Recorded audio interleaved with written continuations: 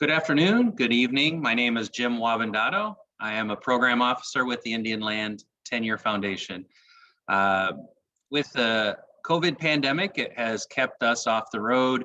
And in the interest of still getting good quality information into landowners' hands, the Indian Land Tenure Foundation has put together this online series. My goal with these town halls and with the earlier information that we share in the month is to address certain topics. We're certainly open to hearing from our audience and from our constituents on what issues and topics should be addressed. But this month we are covering agricultural leasing. We are working very closely with the Intertribal Agriculture Council this month and next month to put together some good quality programming. I'll have Catherine Minthorn introduce herself briefly and then share with you a little bit about what they're doing as part of this collaboration in September and October to help address agricultural activity. Catherine? Good evening. My name is Catherine Minthorn. I'm a member of the Confederated Tribes of the Umatilla Indian Reservation located in Eastern Oregon near Pendleton, Oregon. I am a technical assistant specialist with the Intertribal Agriculture Council. I cover the Northwest region. The tribes in Oregon and Washington, or Oregon and Idaho, are who I work with. My constituent, Mike Schellenberger, covers the tribes in Washington. We work closely with Robert Compton from the Portland area office. Mostly on out here, it's all agricultural. There's a little bit of range leasing, but more agricultural leasing than anything. Cereal grain production. And we will be hosting the Thursday night town hall meeting beginning at 5 o'clock. Pacific time. Pacific time, 5 our time. Yes, that's the wonderful thing in being able to reach people is trying to make these available for live sessions during your opportunity to not be at work. I know a number of folks work at other jobs and are looking to use this information for their own use, either as producers or as landowners. And I will also say that this will be recorded and shared online afterward. So if you know folks who are unable to attend this session, please let them know that they can access it at a later date. Again, tonight we're going to be addressing agricultural leasing. I've got several guests attending to help us explore some of those issues. I've got Rick Clifford, he's from the Great Plains region. Patty Yellowboy is with the Bureau of Indian Affairs agency at Pine Ridge. And then I also had invited Cheryl Lohman. She is a Round Valley tribal member and has lands there, as well as doing a number of active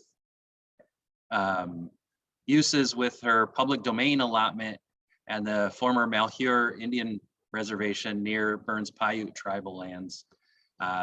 So with that having said, if our invited panel would introduce themselves and talk a little bit about themselves. Cheryl, why don't you go ahead and get started?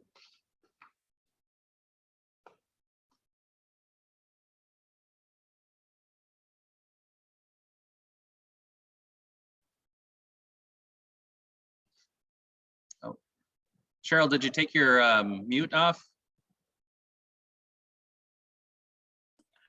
Sorry about that. Can you hear me better? Yes. Okay. Yeah, Jim, you covered most of my background. I'm a retired federal employee of 28 years, became a landowner. It took 13 years for my mother's probate before I became a landowner. And when I did become a landowner, we inherited land that was badly managed and overgrazed. So we've, over the years, have done a lot of work on our property. And we have partners like the Intertribal Ag Council, Indian Land Tenure Foundation, who have helped us immensely. Public domain allotments are not under the jurisdiction of a tribe and are legally defined by 18 U.S. Code Section 151 as Indian country, retaining the rights, same rights as Indian reservations. We're not under the jurisdiction of a tribe, and because our land is trust, state and county laws don't apply other than Public Law 280. We made quite a few efforts of trying to consult with the Bureau of Indian Affairs that has jurisdiction over our allotments.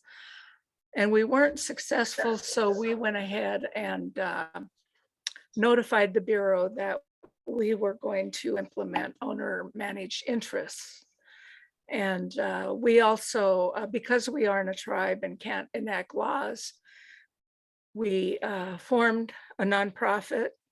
We formed a cooperative for economic development. And right now our cooperative has leased 4 of our allotments, which are 160 acres each. And we have approximately 3 landowners. And we have been very successful in working with USDA in obtaining grants so we could put in fences, water our wells, and do some other things, build pioneer roads on our land. We also, under the owner managed interest, had a lot of flexibility in as far as the leasing part. Cheryl, And yes. if I may, those will come out through the various questions. I was just hoping for a brief Okay. introduction. Okay. Oh, I'm sorry. That's okay. That's it. That's it. Rick Clifford, if you would. Hello, can you hear me? Yes. Okay. As Jim said, I'm Rick Clifford. I'm the Regional Realty Officer for the Great Plains region out of Aberdeen, South Dakota. Our region is North Dakota, South Dakota, Nebraska. Been in federal government for 35 years next month. Finance, LTRO, and then I think the last 20 or so in realty, all in Aberdeen. So willing to assist with any questions the best I can. Wonderful. Thank you, Rick. And You bet. Patty, did you want to introduce yourself briefly? Sure, I can. And my vehicle. So I'm Patty Yellowboy. I am the Pine Ridge Agency Realty Officer. I've been with the federal government for 20 years. I started at Pine Ridge and then I moved to Fort Berthold and I did oil and gas for like 8 years. And then I moved back to Pine Ridge as the realty officer. Our reservation manages, I think the total reservation is like 2.7 million acres, but we manage 1.7. That's trust. Majority of it's rangeland, but we have quite a few ag leases. We have thousands, I guess you would say, ag leases.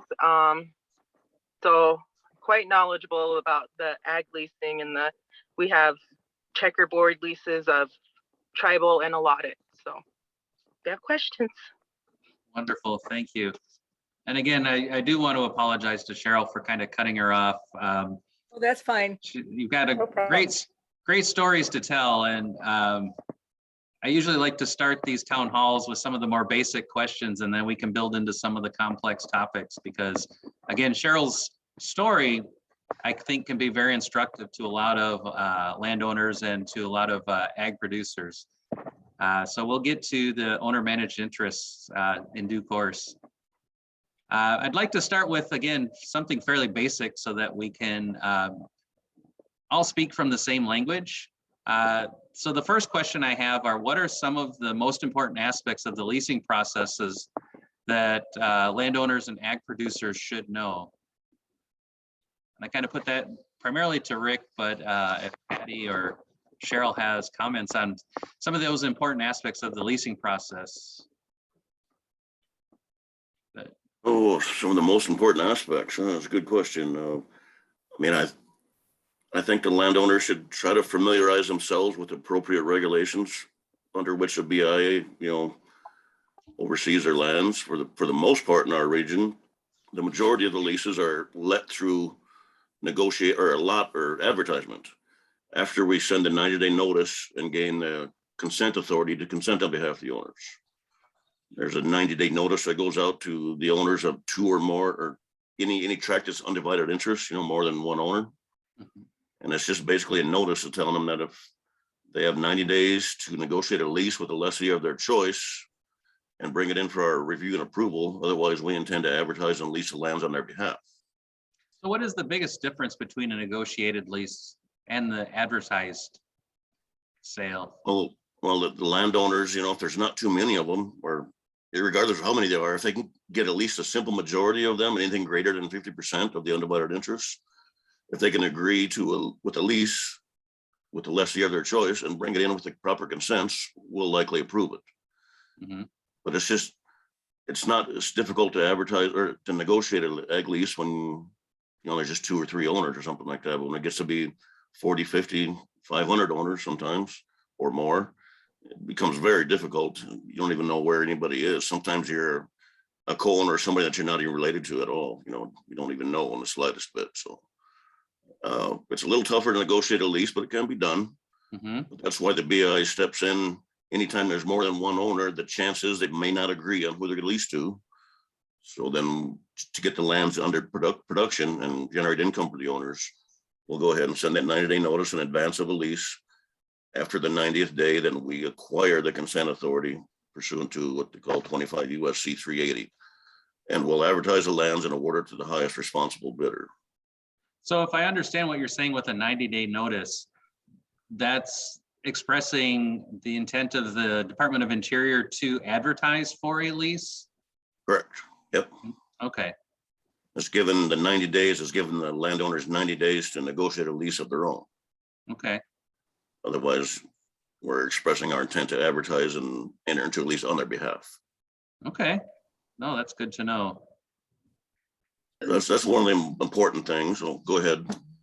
Does it ever happen that once you've reached that stage, the landowners don't like who you've found to lease their land?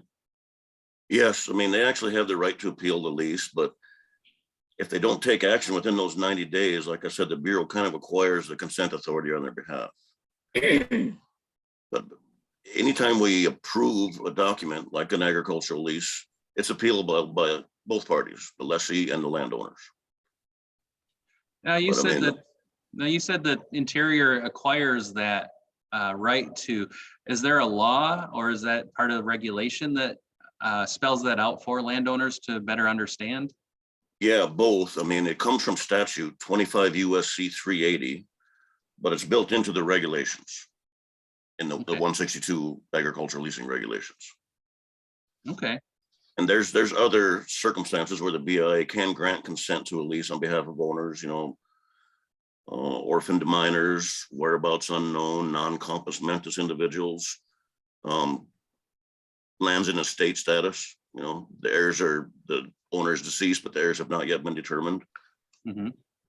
Those situations like that. So this authority we gain through the 90-day notice process is kind of similar to the other authorities that we already have for those certain types of individuals. I see. Okay. What is the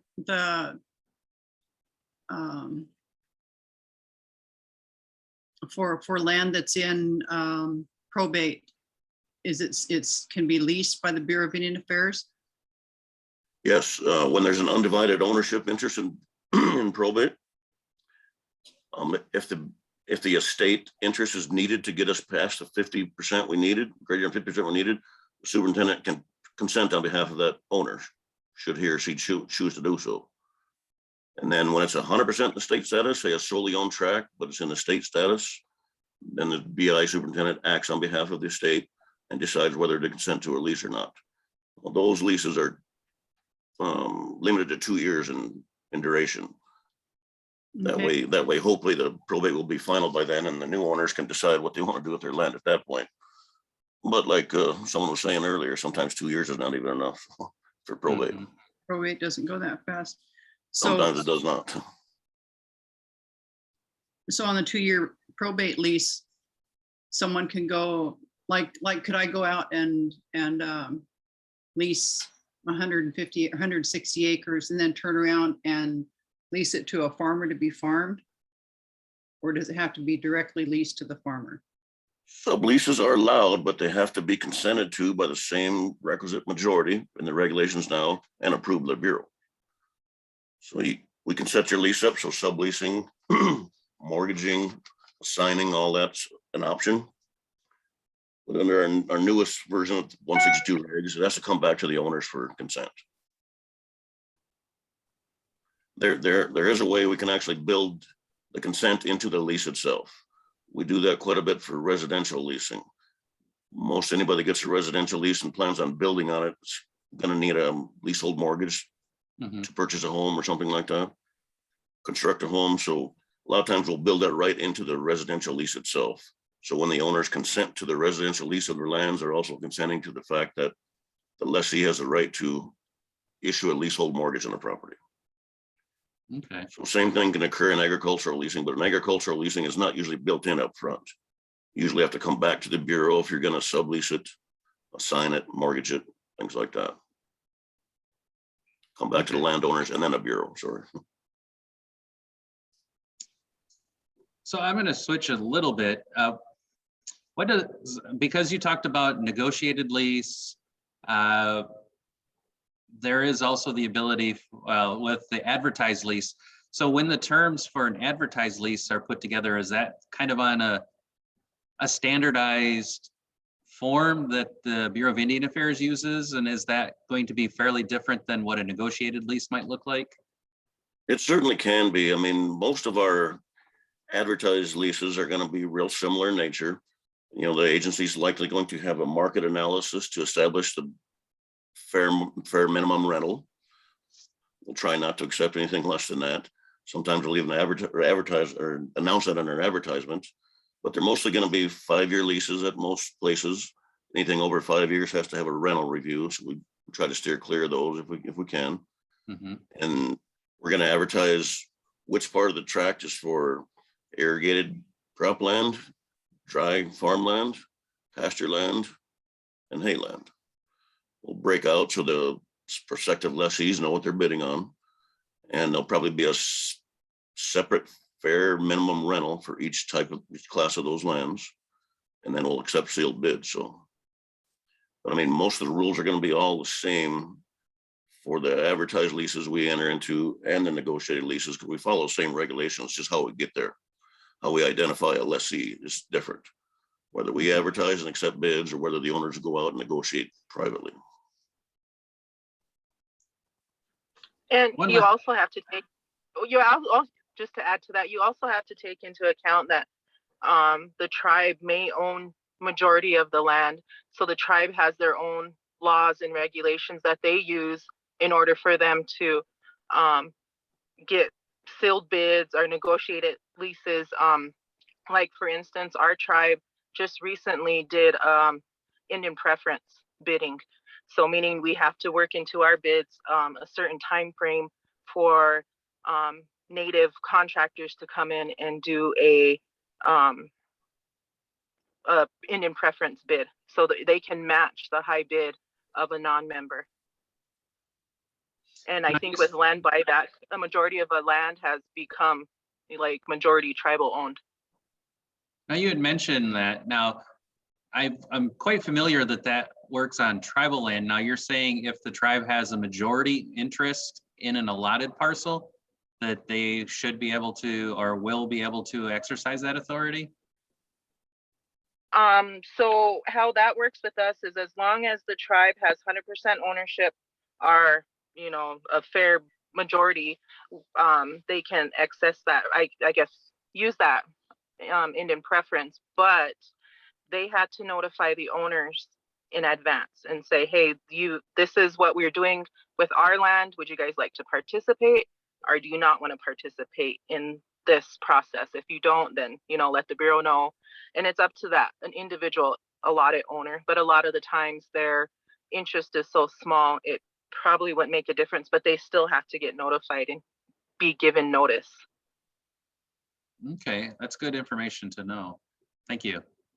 And the landowners actually have the opportunity to opt out of the tribal scheme on leasing if they have at least 50% of the individual Indian landowners object to it. Okay, But most of these tribes scheme on leasing or whatever you call it doesn't seem to be detrimental to the owners anyway. Most of the time, it's like Patty says, it's a fully fair and open bidding. It's just that a member can come in and match a high bid. So the landowners wouldn't really lose out on any income because that's the highest bid that they got anyway. now if I understood correctly, that authority came out of the American Indian Agricultural Resource Management Act. Is that correct? Correct. Yeah, and it's in the regulations as well from ARMA, right? Okay. I will have a couple of questions about ARMA, but just kind of last question I had on leasing process. I know in working with several allottees, lease compliance becomes one of those thorns in the side that they feel like either the tribe and or the Bureau of Indian Affairs isn't protecting their interests with lease compliance.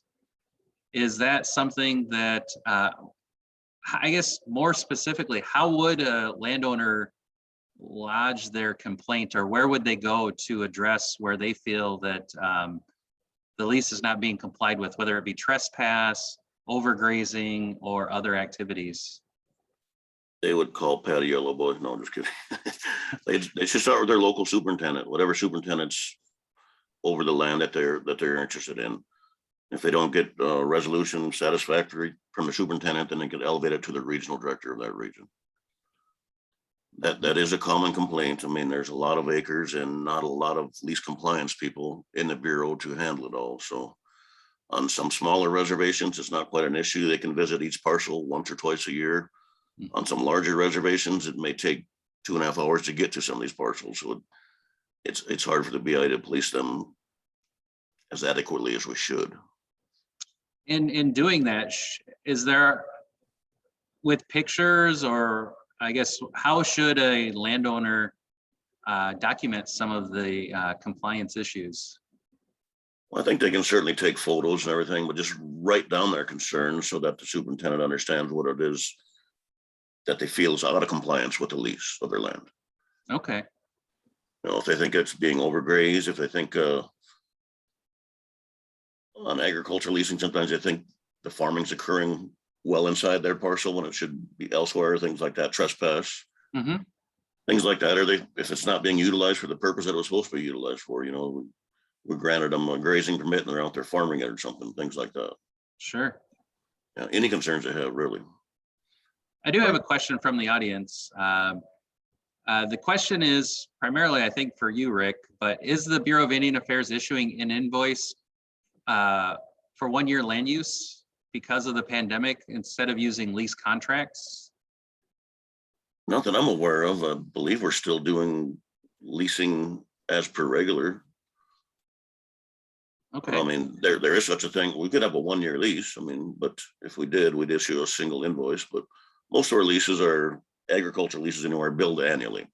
We do have one tribe in a region that bills biannually, possibly 2 tribes in a region, but otherwise, most tribes, there's an annual rental.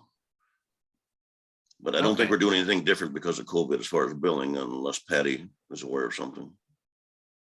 No, we have, like, when we do our bid advertisements, we've been doing them over Zoom. So everything's just pretty much normal. It's just everything's been through Zoom, or we've been mailing out contracts and getting them back through the mail, just no in-person contact, but it's pretty much the same. okay, thank you. I've got a second question still on the process. What is the timeline for adding family members to an agricultural lease? Well, if you're going to add a family member, you're basically doing a modification to the lease. So you come into the Bureau and make your request, and then we would need the consent from the requisite amount of owners and then a BIA approval, just like any other amendment, modification, things like that. Okay. As far as the time frame goes, I'm not exactly sure. I don't think that's a very arduous process. As long as we get the ownership consent to add a new lessee, I don't think it takes very long normally. Okay. So maybe 2 or 3 months. No, it's usually either that they'll turn in their application or they'll ask for a modification. We'll do it once they get signatures. It's pretty much done that when they hand it in. The only, like I said, because we have to follow tribal regulations, a lot of the times those applications have to go through the tribal land committee, and then they'll approve it, and then they'll send it back to us for approval, and we'll do what they decided. So that usually takes about 2 weeks. Okay, and with your answers, she was also then, just one last piece to that. Is it ideal to add more than one family member at a time when you're doing that amendment? Rather than coming back and coming back and coming back? Then it going from one lessee to 2, going from one lessee to 3 or more, is that what you mean? Yes. I mean, if that's the ultimate goal of the original lessee, then they might as well do it in one swoop if possible, yeah. Okay. The BIA can technically charge an administrative fee every time they do something like that. Not all agencies do, but the regulations do allow that, so. I'm going to go into laws and regs now with these next couple of questions. We talked a little bit about ARMA. Can you talk about other ways that the ARMA has allowed for the modernization of agricultural leasing in Indian country? Modernization. Well, because it comes out of the 50s with the Long-Term Leasing Act. So ARMA, what was that? I'm blanking now. Is that 83 or 93? I think it was 93, if I recall correctly. That sounds right. I mean, Yeah, I'd have to 93. go back to the original long-term leasing act, but ARMA gave a simple majority for consent, I believe. That modernized things. We don't have to have 100% of the owners consent to it. We can do it with a simple majority.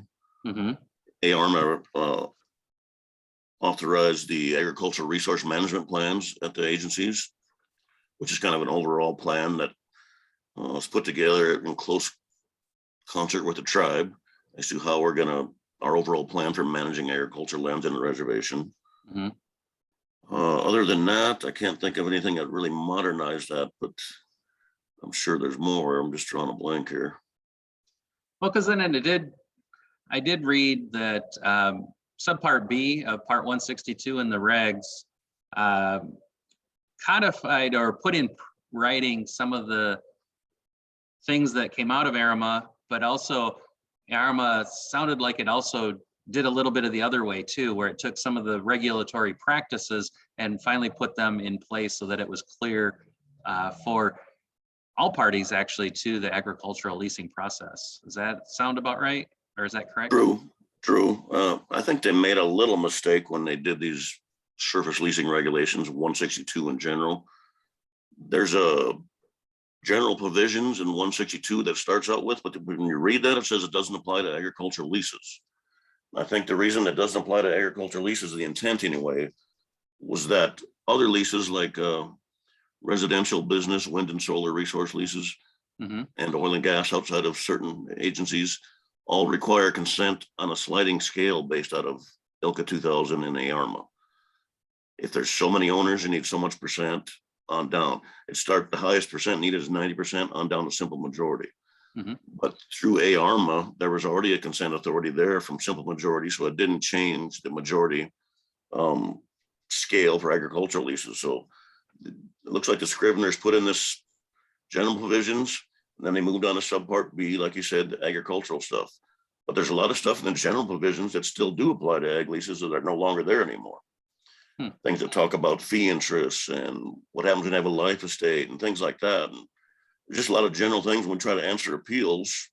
We say, well, here it is in black and white in subpart A, but it says right in there, doesn't apply to ag leases. So I think there's a regulatory rewrite team that is forming now in central office to update these 162 regs. specifically the ag regs. So maybe some of those things will be flushed out and it'll be a little clearer for the people that read the regs in the future here, but Okay. If But a lot there of are, so a lot of folks aren't familiar with how to participate in the regulatory process, and I'm not even clear how the average landowner could get involved or if that's possible. But if there were particular things that they'd like to see updated with the ag regs, is there a place that or a way for them to submit those comments? Well, there's always a comment period after they put together their draft of their new regulations. They'll put it in the Federal Register and there'll be a public comment period. And that's the chance to pose questions, then the questions will be answered along with the publishment of the regulations, or things will be changed. But when the regulations finally do come out and are published in the Federal Register, you'll be able to see a synopsis of the questions and the responses or the changes to the regulations that were made based on those comments. But as far as the public commenting before the regulations are in draft form, I think you'd probably have to just write to the Bureau Director.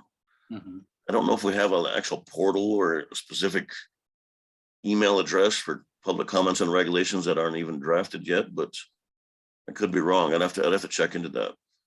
Okay. I'm sure the drafters of the regulations, the team would love to have the public comments if they're not too arduous to go through, you know. But I'm just not aware of a way that the public comments before the draft is published. Well, I think I'll go out on a limb, but not too far out, or at least not an uncomfortable distance, to state that I would suggest if landowners or ag producers are very keen on certain types of updates to the regs, to share with the intertribal agricultural staff and or the Indian Land Tenure Foundation staff, because we do, as you know, working with Rick, working with Robert Compton out of the Northwest, and some of the folks in DC, we do at times have the ability to bend some ears. Does that sound about right, Catherine? Yes, it does. We have contact with the Office of Tribal Relations, USDA's Office of Tribal Relations, and also the Bureau of Indian Affairs at the national level in Washington, DC. Great, great. All right. Switch gears once again. I did get a question before during registration, and they were wondering, how have changes to the laws or regulations affected or changed in Eastern Oklahoma, especially in regards to the 5 tribes lands? A lot of times the 5 tribes are under a different set of standards. Are you aware of ARMA or Subpart B, if those have exemptions for Oklahoma and the restricted fee lands? I don't read anything in the regulations about exemptions for Oklahoma that I can recall, but I know Oklahoma is a different beast. I mean, almost every training you ever go to, they say, here's the training, but it doesn't apply to Alaska or Oklahoma, you know, so I'm not positive on that. Okay, so that sounds like something we may have to take a look at and get back to the audience once we find out. But I wasn't aware that it had different regulations either. So tonight we're going to suggest that it may not, but we need to cross the T's and dot the I's and get back to folks. Do you agree, Rick? Yes, I'm just scanning the regs now, the first part of it. I just don't see anything that says it doesn't apply to Oklahoma, so. No, I know with the American Indian Probate Reform Act, it does explicitly state right at the outset, does not apply to Oklahoma. That is true, yeah. I don't Okay. believe ARMA had that provision, but I'd have to double check. So Cheryl's been very patient. I'm switching over to the owner managed interest portion of our conversation this evening. We've got about 20 minutes to get through the rest of our topics. So I'll pose this to her first and certainly invite Rick to jump in. What is owner managed interest leasing? Cheryl?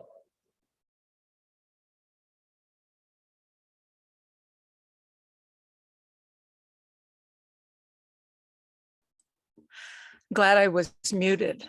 I said freedom from the Bureau of Indian Affairs. In our case, well, actually, we got instructions from Billings Realty Office.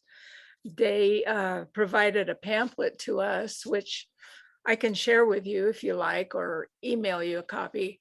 That really helped us understand what we needed to do because of the lack of services we were receiving from our agency. And it was during the bidding process, we exempted our land in the bidding process. And we let it rest for about 3 years and going on 4 years because of the overgrazing. And so in the meantime, we formed our nonprofit organization, as I said before, and our co-op. And our co-op has leased our 4 allotments for economic development purposes. And under the regulations, our co-op, we could set our own terms for the amount. It didn't have to have an appraisal because we're all the landowners. Our board are landowners, our members are landowners, and the same with our nonprofit. Because we're not a tribe, we had to figure out a way to self-govern ourselves for our land and to protect our land. And you can ask Catherine, she, as far as some of the issues we faced out there, she was right there with us out in the field, looking at the land. And so now we have a superintendent that we're very pleased with, who is working with us. We wrote our own lease because under the CFR 162-218, there is no standard agricultural lease form. However, the Bureau requires certain regulations to be implemented. And so as far as we know, we did that. And we, for the owner managed interest, we notified the Bureau that we were exercising owner managed interest. We don't need their permission. However, you know, because of the trust responsibility, there still is a requirement to provide the inherent federal functions, either the fiduciary or the trust responsibilities. And so under the owner managed interest, there is no requirement for the, or we are required to do our own distributions to the landowners. And so we have set up a system to make our lease distributions to the allottees under our own bank. If I might interject real quick, Cheryl, Yeah. You had used the term regs, but, and I should have, when I introduced owner managed interest, mentioned that owner managed interest came out of the American Indian Probate Reform Act. So it is kind of almost a singular law. And when you use the term regs, as I understand it, there are not actually any regulations that apply specifically to the owner managed interest. That's correct. So you're kind of flying by what's in the statute and making the rest work for your owners then, correct? Well, we're following the pamphlet that we got from the Billings Region Realty Office. Apparently they have owner managed interest contracts up there. And so that's what we were following. And so far it's worked real well for us. You know, we have a 10-year lease. We have, we're doing our own distributions. And all our landowners are happy. We all agree on our what we're going to do. And the superintendent, for example, next week, well, first we did a regenerative grazing test on our allotments. And that turned out real well. So next week we're going to be doing our test too. Catherine, take note of that. We're going to be doing our second test on the regenerative grazing. Day. And What day are you going to do it? well, Rich is going out Thursday, and they're going to be meeting with the contractor that we have, because we our co-op is the one that manages the regenerative leasing project. And so the co-op is where the co-op will be managing that, and our board makes all the decisions, who are also allottees. You had One mentioned thing- earlier, what are some of the activities that have occurred on your land under your owner managed interest lease? Well, we have leased our land for 10 years. Historically, the Bureau leased it for 5 years and didn't assert any lease compliance, which is well documented. We have been able to, You want me to tell them an example, Cheryl? pardon? You want me to tell them an example on the lease? Yes, Catherine, please do. Intertribal Agriculture Council and NRCS and Enugu Deep were out on those allotments, and we were doing conservation, not testing, I can't think what the word's called now, but we were out there. The Bureau of Indian Affairs every 5 years is supposed to go out there and check for the health of the plants. I can't think of what it's called. It's just got my mind slipped. But they hadn't done it for years, and we were at one of the first meetings for the Numu Allottees Association. And we had a meeting there in Burns, and we kept asking the landowners, and there was a whole room full of landowners, and they just sat there, and we'd tell them, would you like something done with your land? We've got people here. Cheryl was just telling them there's people here that can help us. And they were so, I thought they were kind of lethargic, just really so inactive and so maybe beat down. I guess at this point we could say that. And they wouldn't interact. And so Cheryl had me talk, and I was up there talking to them, and I told them, I said, come on, you guys, it's an opportunity for you to do something to bring back the health of your land. There's people here right now that want to help you. And the lady from NRCS, she was sitting in the front row, and I told the people, I said, this lady right here, her name was Zola. I said, she can help you. I said, it's not specifically the Bureau of Indian Affairs that has to help you. The federal government can help you. It's not just limited to the Bureau of Indian Affairs. And I just looked at her, I said, what can you do for them? I said, does everybody need to sign? Or because there was so many landowners on every allotment? And she said, no, she said, I just need one signature. She said, and we can go out.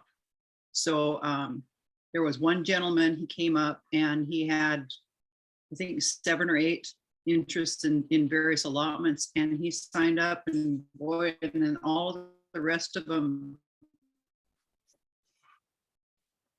we went out there, and what did we do? 32 rangeland assessments out there. I think it was 32. But as we were out there, and I can remember the dates that we were out there, it was at the end of May. One reason I can remember it is because Cherise Sosi, she was with the Burns Paiute tribe. She was the lease compliance officer that had been hired part-time. She found out it was my birthday, and we were, out in the desert, and somebody brought a cake out there, and we came back for lunch, and they started singing. But we came up on an allotment. That's why the date is so, that's why I can remember the date so well. We came up on an allotment, and there were horses and cows, all over the place, and the vegetation was nearly gone. And I turned to the NRCS lady, and I said, boy, I said, this is about done, isn't it? She says, yeah. She said, they should be pulling them off by now. Mind you, this is May 28th. And I turned to Charisse, and she had the book with all the leases in it. I said, what's the turnout date on this? And she said, June 1st. Mind you, this was May 28th. It was already grazed off. It was nearly gone and should have been pulled off at that point. And she turned it into the Warm Springs agency. And instead of going after the person that was leasing that land, she sent them a letter and told them that she would extend out, or she would roll back the turnout date. She did not find them out of compliance with their lease. And it was just a really difficult position that all of those landowners there at the Burns public domain allotments were put in. And they just, it was really tragic to watch them just accept that kind of treatment. And so what the Inimu Deep Cooperative and the Numu Alatis Association has done for those people, and getting that land out of that leasing system with, and it just sounds terrible because we're not blaming the whole Bureau of Indian Affairs. It was just one superintendent that refused to assist them. So I like Cheryl said, she's got a good superintendent now that is working with her. But at that time when we started this work, the people were the physical landowners, but the non-Indians that were in that area, they treated that land like, well, I guess they didn't treat it like it was their own land, because they wouldn't abuse their own land to that point, but it was just so degraded and grossly mismanaged. I mean, sometimes words just escape me, but grossly mismanaged. And you'll be amazed if Cheryl gets to, show the pictures and things of how much work they've done there, and just be able to showcase that oasis out there in the middle of that desert of what can actually be done with proper management. And it's something I believe they can show all the non-Indian ranchers around there, because they're not managing as well as this group is now. So if you ever get an opportunity to see Cheryl make a presentation on this, or go down there and tour it, it's an amazing transformation. I can keep talking, so I better just can it right now, but it's a good project. Now, Rick, in the Great Plains region, what has been your experience with the owner managed interests? We don't have a whole lot of them. I guess I shouldn't say we don't have a whole lot of them, but I mean, the ones that we have, they're working fairly well. The only problems I've seen is, like you said, that they're not in the regulations yet. That's one thing that the new regulation team will probably do, is get regulations for owner managed leasing in the 162 regs. So for now, everybody's using the statute itself as the guidance. But if I recall correctly, it takes 100% of the owners to enter into an owner managed leasing agreement to obtain owner managed status, so they can do their own leasing without BI approval. It takes 100% to get out.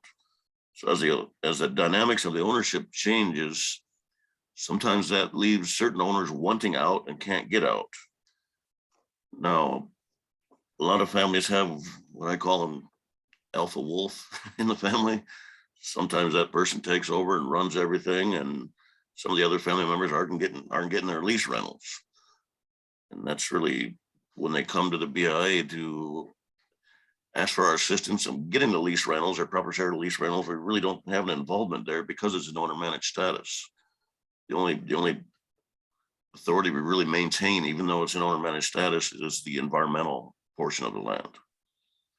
So I think it works fairly well, but it's tough to get out of. Sometimes it's three brothers, everything's going good, and then one brother passes away and his wife inherits the land and they don't get along. she wants out, she has to get all three of them to agree to get out of it. That's the main problem that I see with it. It's good as long as the owners take the same stance and they all want to continue in the owner managed status arrangement. How long is the owner managed status for when a group of landowners sign it? It's just basically perpetual. Once the owners, 100% of the owners apply for owner managed status, then the superintendent will grant that most likely. Once it's granted, then we mark in our system of records that the tract is in owner managed status, and therefore we're not expecting to see any leases approved by the Bureau. We still record the unapproved owner managed leases and put them on record in case we have to manage them later for some reason. But the owner managed status continues until 100% of the owners apply to come out of owner managed status and go back into the BIA's leasing scheme. Okay, So so there's really no end date on it. where is that information located? In the statute itself. No, the owner managed forms. Indian Affairs houses, those. Oh. That's what I'm asking. Yeah, I'll say we just created our own in our region. I don't know if you'll find anything even in our internet site, any samples from our central office division of real estate service. We just made our own and we come up with our own policy in Great Plains anyway, just simply following the provisions of the statute. You know, what it So takes to get into it and what it takes to get out and what we will do and won't do once owner managed status is achieved. And what system is it entered into then? Is that, TAMS. I was just gonna say, is it TAMS? Yeah, I mean, one of the provisions of owner managed status is that the leases still have to come into us for recordation. So it gets recorded and put on title, even though it's not approved by the Bureau. There's a special section on our TSR just for those documents. Okay. So to Catherine's point or question, then there is no standard lease for owner managed interest. There's no standard form for applying in the process. You would just kind of put forward your interest in doing it. Yeah, they can just write a letter to us. We kind of cobbled together an application form, but there's really nothing put out by the department yet. So it's not But an you just- official form, but it's something that is used in the Great Plains internally, Yeah, in a manner of right. speaking. but I think our earliest ones, the first one we ever did, I believe was in Cheyenne River, then Pine Ridge as well, but I think they were just letters. I think the first one was of 3 landowners, all siblings. They wrote to us and wanted to apply for owner managed status, so we had to develop something to respond to them. And we had to develop a way to track that in TAMS. That way we don't issue 90-day notices for those tracts because we know they're in owner managed status, and so we're not going to attempt to lease them. It's up to the owners to lease them themselves. And that was the purpose of that. So we cobbled together a few forms and things like that and some sample approval letters. And we kind of plagiarized some of the language and some of the pamphlets that came out about owner managed status from central office in our response letters. So we wanted to approve the owner managed status and let the owners know exactly what they can and can't do once owner managed status is approved. Well, we've come about to the end of our hour discussion, and I certainly hate to cut off such a valuable conversation, but I do promise everybody that we'll keep it to 60. And in the comments, the Indian Land Tenure Foundation will send out a survey to get some response on how people felt about this session. And if there are specific issues that you'd like to see us dive deeper into, or if there are questions that you felt didn't get addressed or didn't adequately address to the detail that would help you, certainly make sure that you let me know and we can track some of those things down. So I'll ask everyone to maybe take a minute or two to share their last thoughts on agricultural leasing. Cheryl, I mean, let me have you go first. I think you've got quite a story to share, so I'd like to hear a couple of minutes. Well, Ring and shots. listening to Rick, he's basically right. You know, the regs, there are regs there and you can use them. And that's what we've done. We picked out things, you know, to make sure we were in compliance. And that we were sure that the Bureau was going to agree with us, at least now. But owner managed interest for us is it's our land. We don't want anybody telling us what to do because we're managing it better than it's ever been managed. We've pulled in over $500,000 to manage our land when the Bureau tells us there's no money for the public domain allotments. So. Well, and that's That's it. through your grant writing too as well. So Oh, yeah, yeah. you're working to get those funds, but you're getting from outside sources. Well, we need money to build our infrastructure. And we love USDA.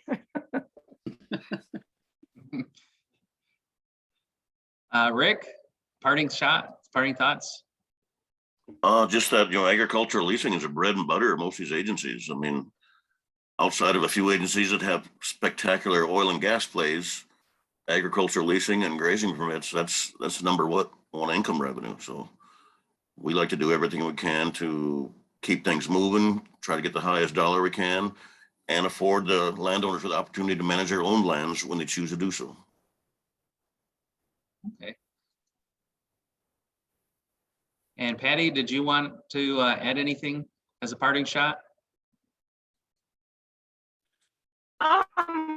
No, not necessarily. Just, as I think the BIA has been changing over the years, and my goal, I guess, at our agency is I'm more trying to help Indian landowners become more sufficient and know the rules and regs and trying to help them to manage their leases and to know the rules so they can participate more and being active, I guess, have a say-so in their land. And, because like she said, it's their land and they should be able to do what they want to do with rules. So that's what I've been trying to, I guess, educate landowners more. Okay, wonderful. That's one of my primary goals with doing these town halls. So I appreciate all of you coming forward. Catherine, as she mentioned at the outset, is going to be in collaboration with the Indian Land Tenure Foundation, holding a session on Thursday about this same time. And it's actually, you could probably describe it better than I can, Catherine. One last time. A lot of the same information that we were gearing towards when it's 1 hour is just not long enough to go over the ins and outs of what the landowners are dealing with when trying to manage their land. Just like what Cheryl's saying.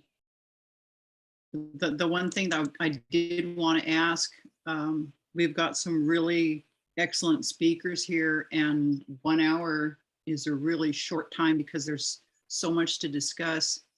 If Rick and Robert and Patty, if we could set it up to where we could get a really larger audience with more people involved, be able to interact with you, would you be willing to do something like that? Like, it might be a 4 hour Zoom meeting. Yeah, I'm okay to that. I just got to get permission from my regional director to participate is all, but it'll definitely work better outside of my hours because we're swamped during the day. Yeah. Patty gave the thumbs up emoji, so she's game. Well, again, I want to thank everyone of our presenters and speakers for sharing their knowledge. I know it informed me quite a bit, and I'm hopeful that it works for landowners and ag producers as well to illustrate some of the and address some of the confusion that comes up in part of these processes. I'll highlight in closing that Indian Land Tenure Foundation and Intertribal Agriculture Council will continue into October with our collaboration. Next month, we're looking to tackle different aspects of the agricultural resource management plan. I know one of the benefits of doing this as a tag team is it gives me at the Indian Land Tenure Foundation an opportunity to get out the basics, and then intertribal agriculture can really get into the nuts and bolts of the various processes and get into the issues that deal with operations, really. So Indian Land Tenure Foundation for basic information with agricultural leasing, with the agricultural resource management plan, and then intertribal ag, picking up that string and really giving you an opportunity as landowners and producers to have conversations about what that means for you in actual operations. So I want to thank everyone for attending tonight, and look forward to hearing from you soon. Thank you, everyone.